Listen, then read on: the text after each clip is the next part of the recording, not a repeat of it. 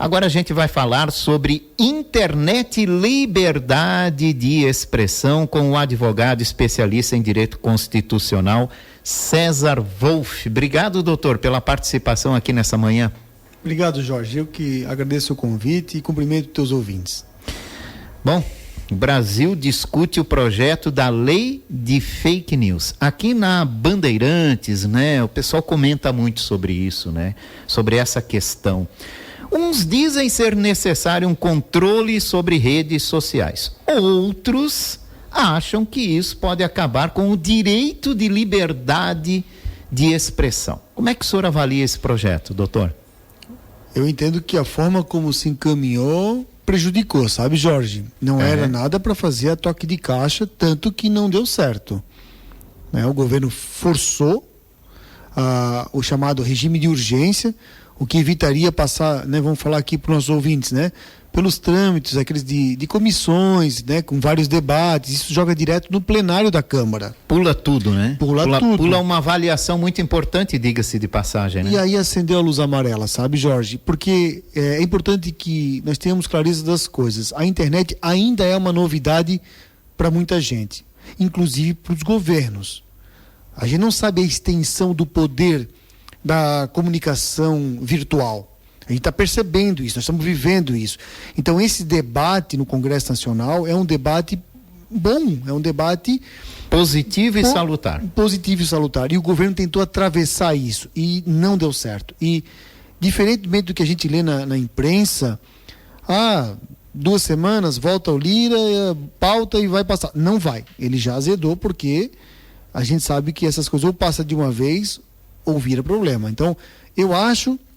Posso estar enganado que vai ser uma discussão que vai permear todo este governo do presidente Lula. Os 4 anos, esse debate sobre a regulamentação das redes sociais.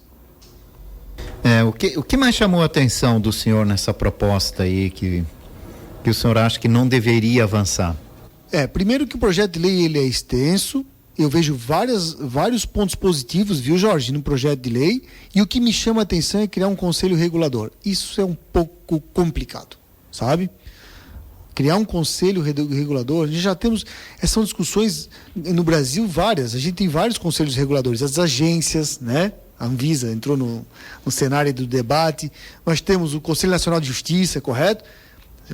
Vamos criar mais um conselho regulador, e será que não pode ser um conselho censor? Isso me pareceu assim um pouco fino. Esse é um debate que precisa ser aperfeiçoado. Nós estamos acostumados, historicamente, quem faz o controle disso é o judiciário. Nós já estamos achando que o judiciário está um pouco forte. Um pouco exagerado. Mas o judiciário ainda assim está com as garantias, está na Constituição, ele tem amarras. Já imaginou um conselho que a gente não sabe nem bem como ele é composto? Quem vai compor esse conselho? Eu diria que este conselho eu teria uma dificuldade de aceitar, particularmente. Entendi. Isso não pode ser usado como uma arma e uma ferramenta política, de controle político? Sim, sem dúvida, de controle da informação e, portanto, da opinião pública. Porque... Jorge, a internet, ela interligou as pessoas em tempo real. Isso é algo que nós não conhecíamos. Nós temos o poder do rádio. A internet deu uma velocidade para a comunicação inacreditável, que tem muita gente que não consegue lidar com isso. Hoje a gente vê todas essas perturbações emocionais que são geradas por essa velocidade de comunicação. Isso, e vamos fazer uma análise aqui no tempo. É algo de 20 anos, porque há 24 anos eu estava saindo da faculdade. Não era assim, estava começando o e-mail quando eu estava terminando a faculdade. Exato. Então nós estamos falando aí o quê? 1/4 de século. Mas os políticos tradicionais, esses que são senadores, que são governadores, presidente, essa gente tem 30 anos de política. Então, eles ainda são de uma época em que eles controlavam a informação tradicional. Então, eles têm dificuldade de aceitar a internet, a rede social, que você fala agora alguma coisa numa rádio, alguém já pode fazer um comentário e te desmentir em tempo real. Não era assim, Jorge. Bem isso. Não era assim. né? Então, essa turma da velha guarda da política tem dificuldade de aceitar as redes sociais. Eu entendo que a gente já vê uma classe de políticos novos que já se elegem com a rede social. Quer dizer, para essa que classe utilizam nova, bem essas ferramentas, né? Sabem como utilizar. Então, é uma ameaça para o governo. Eu entendo que o governo vê como uma ameaça séria, né? A ampla liberdade. E aí tenta minar. Aí tenta minar, tenta regulamentar, né? Claro que se faz de uma forma inteligente. Existem situações que precisam ser regulamentadas, porque se comete crimes pela internet também. Que situações seriam essas, doutor? Que o senhor destaque assim, ó, isso aqui precisa ser regulamentado. Ô Jorge, pode uma pessoa criar um perfil falso, ou seja, que não está atribuído a ela, um número lá de Twitter, de Instagram, para ser bem claro, de Facebook, que não existe, que não tem uma pessoa que representa, e passar a difamar outras pessoas. Isso é criminoso. Mas já não há legislação que penaliza isso, doutor? Sim, o próprio Código Penal penaliza isso. Pois então. Mas para identificação disso, por exemplo, num grupo de mensagens, Telegram, WhatsApp são exemplos, né? Por exemplo, nesse projeto tem uma coisa que é boa. Uma mensagem que for enviada ali, este provedor tem que guardar pelo menos 3 meses. Porque alguém difama, Jorge, ele difama, vamos dizer que eu sou vítima de uma mensagem aí, num grupo de rede social, difamatória. E alguém me avisa, olha, o César, lá no grupo tal, alguém falou, né, uma maldade sobre a sua pessoa. Eu não estou lá para me defender. Exato. E quando eu consigo acesso a alguém, 2, 3 dias depois já se apagou. Mas aí ela já foi informada, já foi disseminada. E como é que eu vou responsabilizar e fazer a prova? Então, esse projeto de lei prevê que o WhatsApp, o Telegram, tem que guardar, mesmo que o usuário apague a mensagem, por 3 meses. Isso me dá chance, Jorge, de eu entrar com uma ação judicial e responsabilizar aquela pessoa que me causou um dano. Porque a honra, a moral das pessoas também tem valor. A gente passa uma vida cuidando, tomando cuidado com os nossos atos. E ninguém tem direito de, numa mensagem, acordou lá de manhã com o pé virado, com a pá virada, como diz, e desconstruir o patrimônio moral de um ser humano. Então, assim, tem coisas boas no projeto. Agora, também tem o, como é que a gente chama? É o jabuti? Jabuti não sobe. Tem armadilhas aí, né, doutor? Tem armadilhas aí, tem que ficar atento. Político não faz nada sem pensar nele. Isso aí que a gente tem que saber, né? Mas tem problemas na internet, você me perguntou? Sim, por exemplo, a pornografia infantil, né? Que é um caso sério. Tem coisa a forma como hoje as pessoas conseguem utilizar ferramentas, né? Se passando por influenciadores importantes digitais, enganando os adolescentes, crianças e por aí afora. Mas aí também eu penso comigo, né? Tem a tal da Deep Web. Mas as polícias têm acesso a isso, gente. Não dá para monitorar. Tem uma ferramenta, hoje fala-se muito da inteligência artificial, que consegue fazer com que eu coloque uma imagem do senhor, a voz do senhor falando o que eu quero. Cara, essa ferramenta tem que ser responsabilizada. Se alguém disponibilizou essa ferramenta, que pode ser usada para o bem e acaba sendo utilizada para o mal, ela também ela é co-responsável, não é? Sim. Então, também tem que ser responsabilizada. Sim. O que há de tanta dificuldade em conseguir fazer isso? Essa que fica a questão. Exato.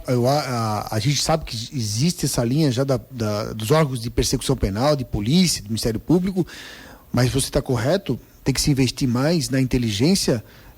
Tem que mudar a forma como a polícia faz a investigação. Isso. E a gente está falando de todas as polícias, ex-IPM, Polícia Civil, Polícia Federal.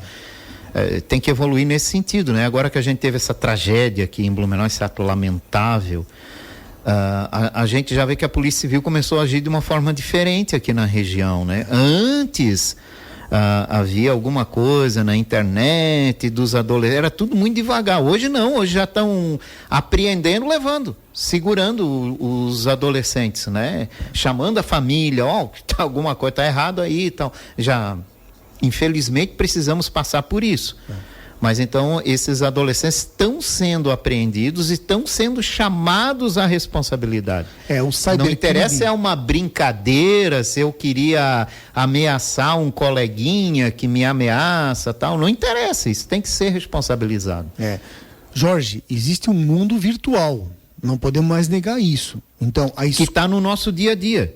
Das famílias, das escolas, né? Do crime também. Exato. Que é o cybercrime. Então, acho que todas as instituições têm que estar atentas e têm que monitorar, sim, o que acontece. O pai tem que monitorar os filhos, os pais têm que monitorar os filhos, as escolas têm que monitorar também, todo mundo precisa. Eu tenho um amigo que é da área de TI, de tecnologia da informação, ele diz o seguinte: ô César, na internet, na rede, bem ou mal, sempre fica o rastro.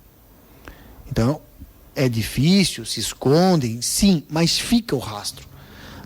Você é da época de cobrir rádio, sim, de crime que crimes que era difícil você porque não tinha câmera, né? Lugares ermos, né? Então, agora para isso, Jorge, precisa de uma campanha de conscientização. As instituições precisam estar atentas a este mundo que é um mundo paralelo. É o mundo do celular, é o mundo que tu não enxerga no relacionamento, mas ele acontece, ele é dinâmico e tem problemas. Mas eu queria falar de coisas boas também.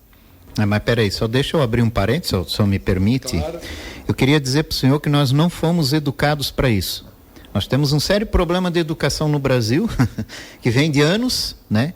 Mas com relação à tecnologia, pior ainda, porque a minha geração, a geração do senhor e outras gerações estão acima de nós, sequer foram educados para isso, sequer foram orientados para isso, sequer tiveram alguma oferta de alguma coisa que nos indicasse para isso, de como utilizar, do impacto que isso iria causar, né? Se você vem aqui, dependendo do que você coloca aqui, isso dá um efeito, tal. A gente não foi educado para isso. A gente foi não muito é rápido. Educado para isso e para essa velocidade toda que tem.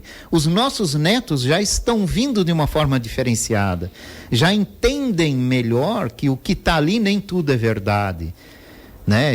Eles já estudam mais, já nascem com o celular na mão, né? Na verdade. Então é diferenciado. Mas nós temos a nossa geração e uma geração que está atrás de nós tem uma série de dificuldades para entender todo esse mundo que o senhor falou, que está aqui, está no nosso dia a dia, que tem pessoas que se aproveitam desta nossa inocência, né? Que a gente tem com essa situação toda para nos dar golpe, para nos levar a atos que talvez em sã consciência a gente não quisesse fazer. Mas e por aí vai, eu não sei se o senhor concorda comigo. Eu concordo, Jorge. E a gente precisa educar o povo, cara. Educar. E eu vou dizer, Jorge, foi muito rápido, porque eu comecei a advogar na máquina de escrever, veio o computador, hoje o processo já é eletrônico, daqui a pouco vem um e-mail dizendo, olha, para ganhar um processo tem que fazer isso, e a gente não pensa, a internet, a rede social, o celular na mão de cada um, é um computador na mão de cada um, às vezes não te dá aquela meio-dia para dizer, será que vale a pena? Será que eu aceito? Será que eu compro essa ferramenta? E as pessoas vão clicando, e logo percebem que caíram num golpe, passaram dinheiro, disponibilizaram seus dados, CPF, endereço, que é uma coisa muito séria, né? E assim, né, Jorge?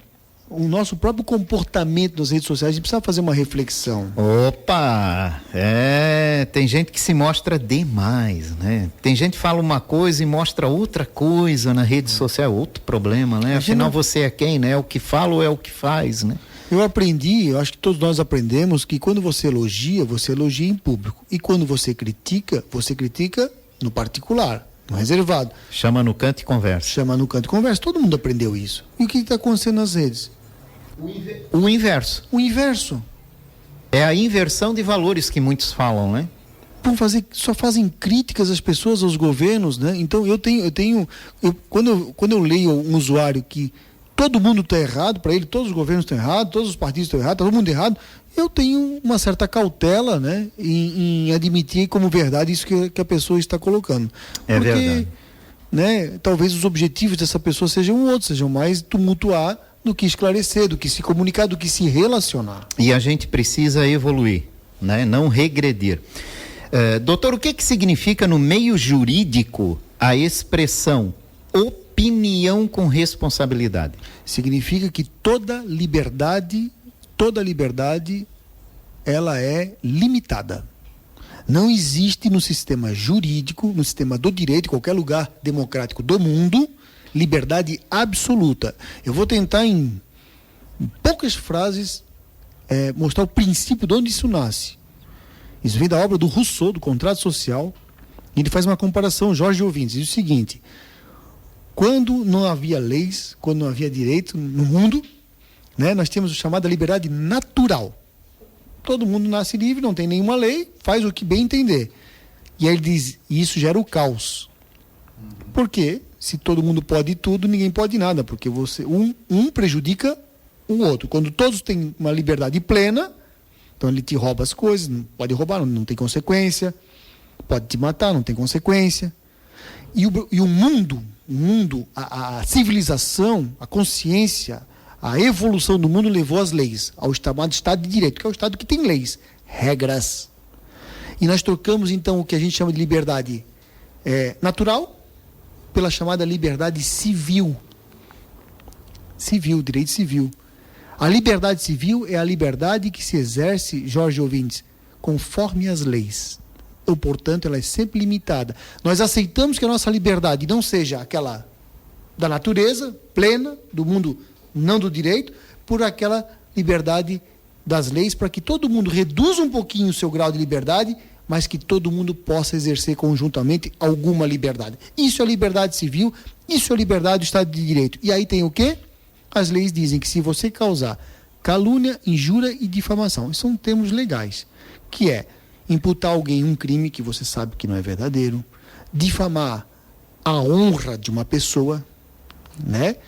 Ou de alguma forma prejudicar a imagem, você vai responder por esses crimes.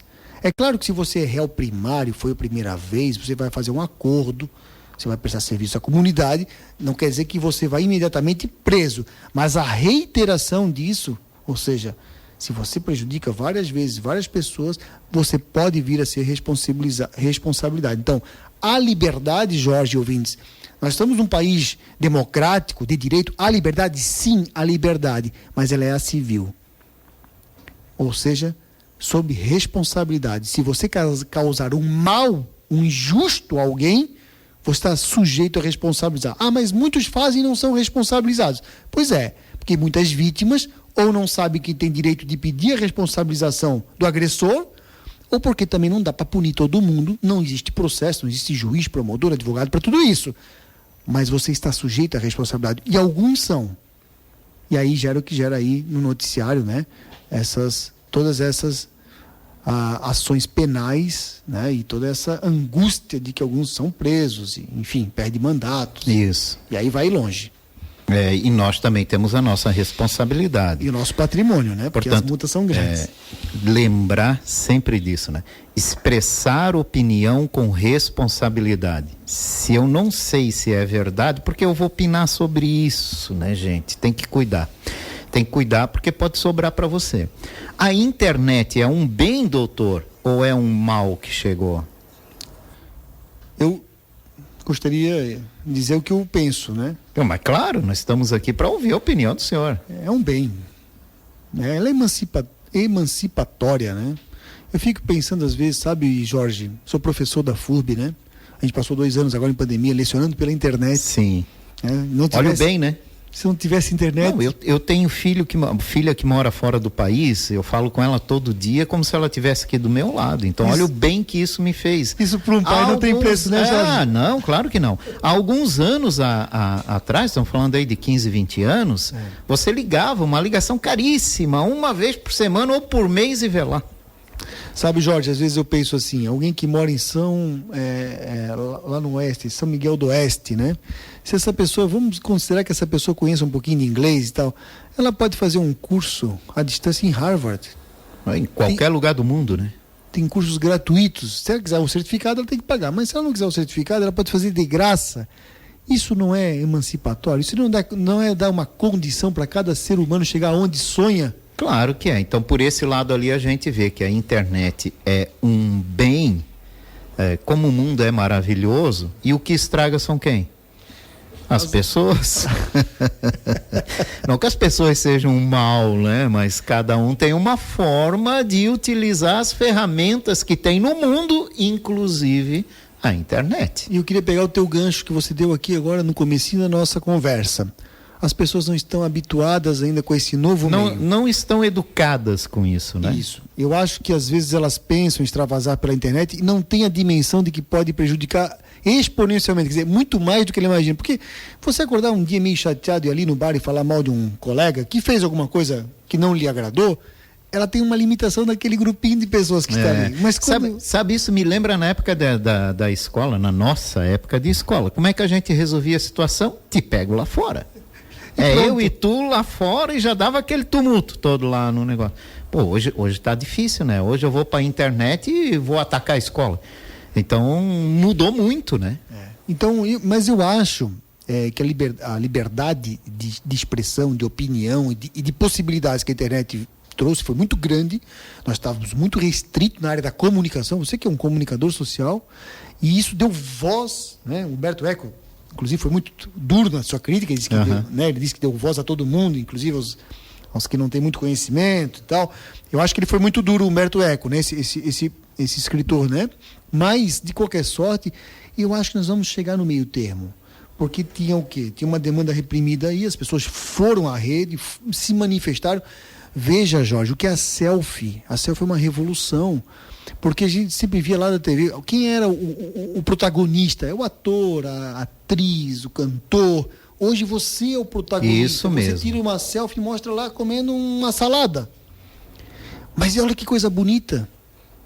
Porque você aceita que você faz parte, que não é só aquele lá, o eleito lá pela Rede Globo, que tem assim o protagonismo, né? Que tem toda a aparição na sociedade. Você se autoriza a se tornar também aquele teu dia de protagonista. Então, eu acho que é muito bom. Perdemos um pouco a mão coletivamente e vamos chegar a bom termo, a mediana, como se diz. Eu acho que a rede social revolucionou muita coisa, mas principalmente o comportamento, né? Porque eu acredito que a felicidade de um é a raiva do outro. Isso existe muito, infelizmente, né? É o comportamento de cada pessoa, mas muita gente não aguenta ver uma outra feliz. Isso gera uma revolta, um descontentamento e até uma depressão, tá? E isso é provado, inclusive, né? E além disso, onde tem bobo, ladino vive, né? Então as pessoas que não têm um conhecimento aprofundado sobre essa ferramenta podem ser facilmente iludidos. Eu acho que esses dois pontos aí são fundamentais nesse momento que a gente vive. Sim, os crimes aí pela internet, né? E especialmente em desfavor de idosos, né? Porque eles têm mais tempo. E até mesmo te induzir a se pronunciar sobre algo que você não sabe se é verdade, baseado no que alguém te falou, te orientou, te mostrou que era falso, que você não foi atrás, tal. Tem que cuidar com isso. Esse ditado de onde tem bobo, ladino vive é pra vida, gente. Não é verdade? É pra vida. Sim, eu confesso que diante da minha profissão de advogado, eu tenho muita dificuldade, isso até me policio e também me penitencio um pouco, de repassar uma mensagem, às vezes um vídeo, uma notícia, sem antes verificar no site, no buscador, pode ser Google, qualquer outro, sabe, Jorge, ouvintes? Mas é verdade, essa pessoa disse isso. Eu vejo muito comunicador dizendo, olha, estão dizendo que eu falei isso, mas eu nunca falei isso. Então eu não consigo, e às vezes quem te passa num grupo é um amigo dileto, é um parente próximo. Às vezes uma pessoa que você confia muito, né? E aí mas você tem que lembrar que ela não é a fonte original daquilo. Ela também recebeu e está repassando, na maioria das vezes com boa intenção. Mas eu tenho dificuldade de repassar e portanto também não sou um bom colega aí de grupo de WhatsApp, eu sou muito quieto aí no WhatsApp. Só observando, né? Só os dois olhinhos ali, né, doutor? Tá certo. A gente vai dar uma pausinha aqui, voltamos já, porque eu quero ouvir a opinião do senhor sobre os atos de 8 de janeiro, as decisões da justiça, as manifestações, afinal, o que é golpe, o que não é golpe? A gente volta já para falar também sobre isso. Estamos de volta aqui na Boca do Povo pela Itaberá, Rede Bandeirantes de Rádio, conversando com o advogado especialista em direito constitucional, Dr. César Wolff. Estamos falando hoje aqui sobre internet e liberdade de expressão. Já falamos aqui sobre o projeto da lei da fake news. O doutor César falou que tem algumas coisas boas, outras preocupantes, né? Isso está em discussão lá no Congresso Nacional. Outro assunto que chamou a atenção, doutor, nesse início de ano foram os atos de 8 de janeiro, né? Muitas pessoas presas, muitas ainda detidas. Então eu queria ouvir do senhor, com toda a experiência que o senhor tem e conhecimento e embasamento jurídico, como é que o senhor avalia as ações adotadas pelo governo e a justiça contra essas pessoas que participaram desse ato e organizaram esse ato em 8 de janeiro? Então, esses atos foram algo assim desconhecidos até então pelos brasileiros. A gente não tinha visto algo dessa dimensão, dessa virulência, tal como foi aquele... Desse ódio todo, né, que estava envolvido, né? Então, eu acho que todo mundo foi pego um pouco de surpresa, sabe, Jorge? Todo mundo subestimou, acho que a direita subestimou os movimentos, a direita não imaginava que aquilo ia... Eles mesmos que organizaram o movimento não sabia que podia tomar tal proporção? Isso, eu entendo, me parece que sim. A esquerda também subestimou, porque naquela... Sabia que haveria um ato, né? Sabia que haveria um ato, né? Aquelas imagens do Palácio Planalto, o Gabinete de Segurança Nacional completamente desorientado. Eu nem sou tão crítico como os outros são. Vai fazer o quê se já estão dentro do prédio? Não tem? Vai pegar em arma e vai... Ali a gente vê uma situação de um general atônito. Não sabia bem... Para onde ir? Para onde ir. Foi pego de calça curta, como se diz, né? E a justiça também. A justiça também. Como se atentou também contra o prédio do Supremo. O Supremo Tribunal Federal, o STF em Brasília, é o órgão de cúpula na pirâmide, é o que está lá no topo. Então, não é a questão econômica. Se a gente for ver o orçamento judiciário, é uma coisa milionária, né? Dinheiro para o judiciário, que é um dos poderes mais ricos que tem, não falta. Sobra dinheiro, eles podem devolver dinheiro para o povo a cada final, chamado os restos, né? Dos duodécimos. Não é questão de dinheiro, mas foi atacado no seu coração. Então a justiça também, Jorge, me parece que deu uma resposta fora da média. E ninguém pode, eu vejo muito isso, se comenta, tem que se punir exemplarmente. Não. Ninguém pode ser exemplarmente, porque se a gente admitir que existe punição exemplar, quer dizer que uns são punidos diferente dos outros. E numa república, Jorge, pouco importa se o ato foi contra a própria justiça ou se foi contra um particular. E me parece que prender aquela turma toda num ônibus sem avisar que ia ser preso, processar da forma que foi, julgar coletivamente, estão se tornando réus em processos coletivos. Nunca se viu isso. Eu vi inclusive uma entrevista do ministro Gilmar Mendes no Roda Viva, e ele dizendo, realmente nós nunca tínhamos feito processo penal coletivo, que é uma coisa extremamente preocupante. O que custava ao Supremo Tribunal Federal mandar estes processos todos para a primeira instância e deixar os juízes da primeira instância, que são concursados, que não estão envolvidos no sistema político, são proibidos de fazer política, cada juiz com seus réus tocar os processos de uma forma, vamos dizer, equidistante daquilo. Agora, o próprio Supremo foi atacado no seu plenário. Isso gerou ódio, doutor, está evidenciado, né? Acirrou o ódio entre os poderes, né? E depois acirrou o ódio entre dois extremos, né? O A e o B. Né? E o fim da justiça, Jorge e os ouvintes, sempre vai ser a pacificação social, sempre. Esse é o fim da justiça.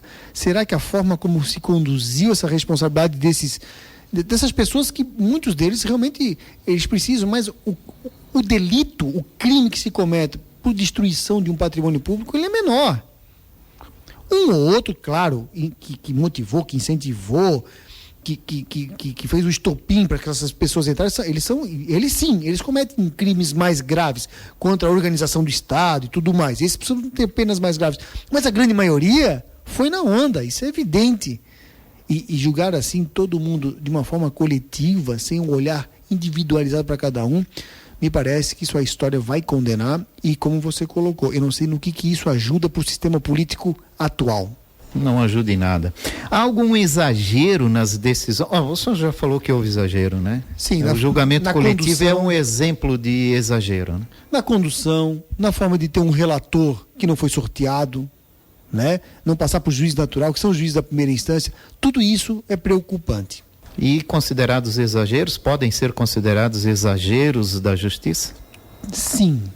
Tudo que sai da regra normal, por isso que eu não admito, e me perdoe os que pensam de forma contrária, sem nenhuma demagogia.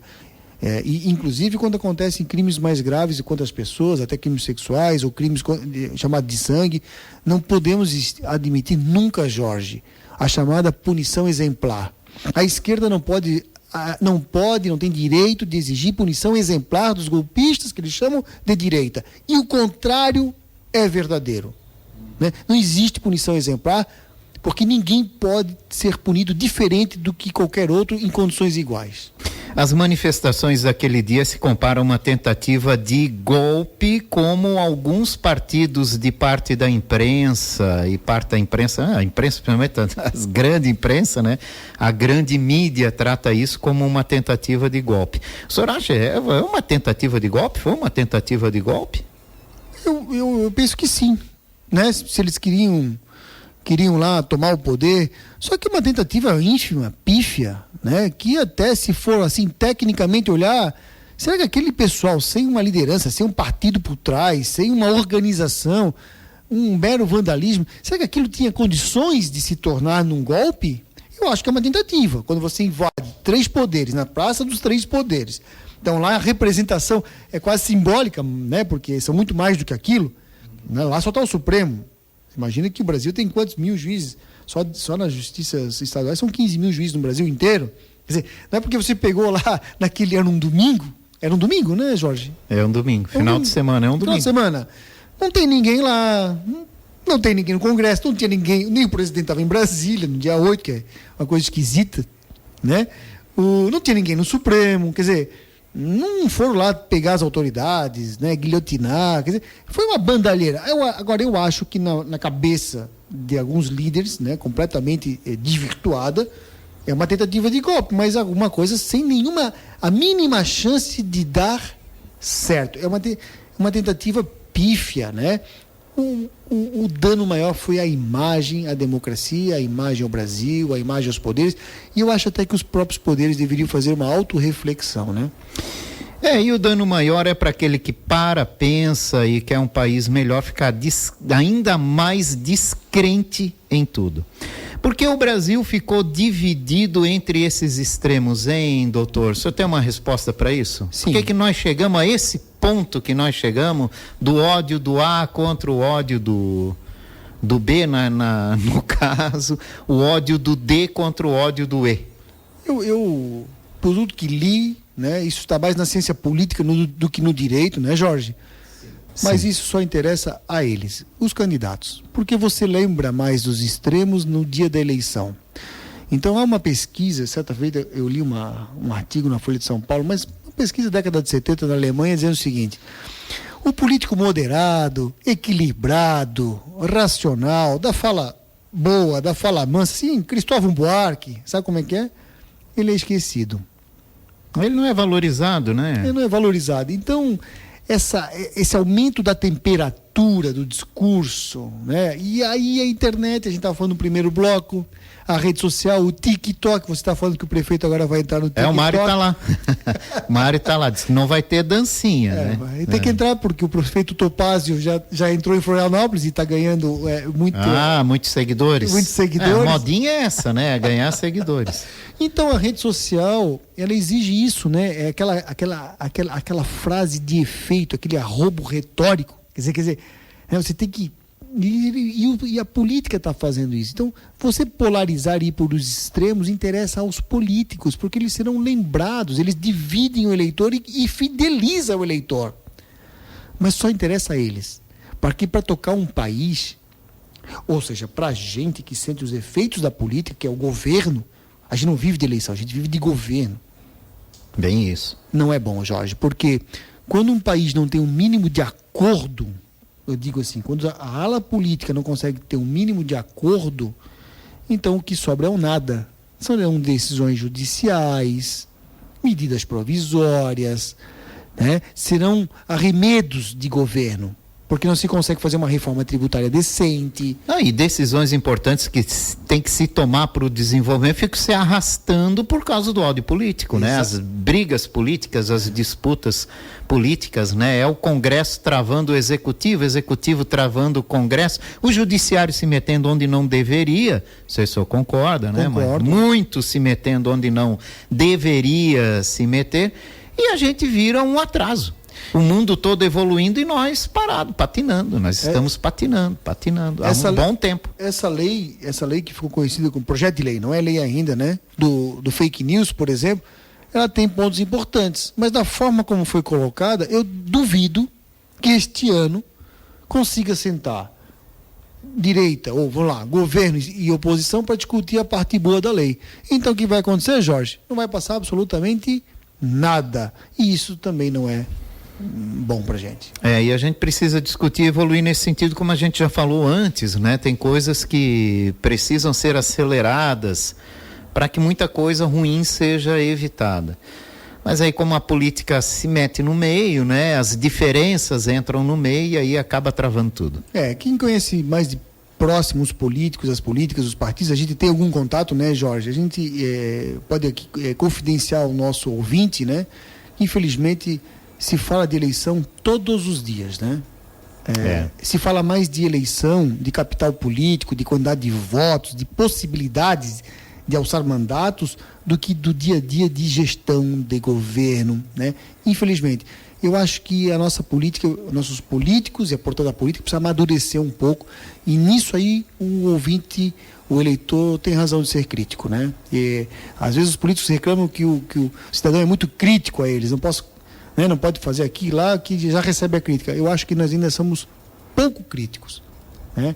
Porque a política ainda é a política com P minúsculo, do tomar lá da cá, do arranjo eleitoral, quer dizer, pensando sempre no dia do voto. Depois que toma lá a autorização do eleitor, o mandato, esquece dele 4 anos. Então acho que a política ainda precisa elevar. E penso que ela vai se elevar, Jorge, quando mais pessoas se filiarem a partidos políticos. Isso é importante dizer. Porque ficar só criticando na rede social, isso tem um limite de eficácia. Agora, quando as pessoas forem para os partidos, entenderem como funciona, fazerem as discussões internas, cobrar, porque aí você pode cobrar 4 anos do eleito, se você é um correligionário, nas reuniões do partido. Olha, o seu voto aqui, vereador, seu voto deputado, é contrário à nossa linha partidária. Agora, o eleitor não, o encontro dele com a política é aquele encontrozinho de 10 segundos do dia do voto. Agora, o correligionário não. Ele acompanha todos os dias a atividade dos parlamentares dele. Isso já seria um grande serviço à democracia brasileira. Deixa eu perguntar algumas polêmicas aqui para o senhor rapidinho.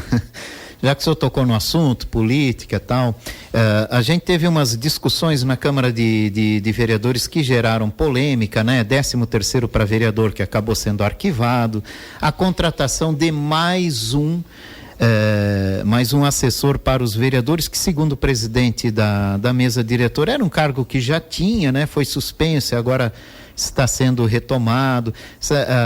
Avanços em mais cadeiras para vereadores em Blumenau, veio de 15, aumentar esse volume, podendo chegar até 23. Qual a opinião do senhor? Assim, Jorge, eu sou de uma época, você também, de que a Câmara Municipal de Blumenau era muito elogiada no Brasil por ser uma das câmaras mais econômicas do Brasil. Você lembra disso? Sim. Uma das que menos gastava. Não é mais. O orçamento da Câmara Municipal de Blumenau, e essa discussão tem que ser feita com a sociedade civil, ele é de 100 milhões de reais, um pouco mais. O mandato de 4 anos, né? Uma legislatura. Então, hoje já está quase em 30 milhões por ano. Era 25. Então, ela é mais de 100 milhões de reais. Com todo o respeito. Eu conheço um pouco as creches da nossa cidade, as escolas públicas. 100 milhões de reais, Jorge, é muito dinheiro. Eu não estou aqui para dizer que parlamentar tem que trabalhar de graça. Eu critico, acho que está errado. Ele tem que trabalhar sério e tem que receber. Tem que ter assessor, tem que ter estrutura, tem que ter estrutura. Agora, pagar o que se paga por um imóvel lá por mês, mais de 40, 50 mil reais por mês. Pode construir uma sede, porque não é provisório, o legislativo é permanente. Construa uma sede, aproveita e já faz uma praça para a população participar. Quer dizer, toma atos mais racionais e tenha mais carinho com o dinheiro público, porque existe demanda. O município de Blumenau não é um município pronto e acabado. Ele está em construção. E agora nós vimos a importância de proteger as nossas crianças, pelo menos as nossas crianças. Esse dinheiro pode ser carreado para a educação. E aí nós construímos o Brasil, o Blumenau de amanhã. Então, Jorge, eu acho que esse gasto dos assessores foi num momento infeliz. Aprovação. Chamaram entidades representativas, não conversaram. Foram 2 ou 3 dias depois do atentado. Acho que imaginaram que as pessoas estavam ainda em luto pelas crianças e não iam observar o legislativo. Então, assim, não entendi. Eu não entendi. Eu acho que a casa está em débito com a comunidade e não penso que o aumento de número de vereadores possa ser feito sem um grande debate com a sociedade. Por que não fazem um plebiscito? E a gente decide no dia da urna. Se o povo autorizar, na próxima legislatura aumenta. Simples assim. César Wolff, advogado especializado em direito constitucional. Muito obrigado pela participação do senhor aqui. Foi uma honra recebê-lo, né? Espero que a gente tenha mais conversas importantes como essa de hoje pela manhã. Obrigado. Um ótimo final de semana para o senhor. Para vocês também, Jorge. Obrigado. Eu conversei com o advogado especialista em direito constitucional César Wolff.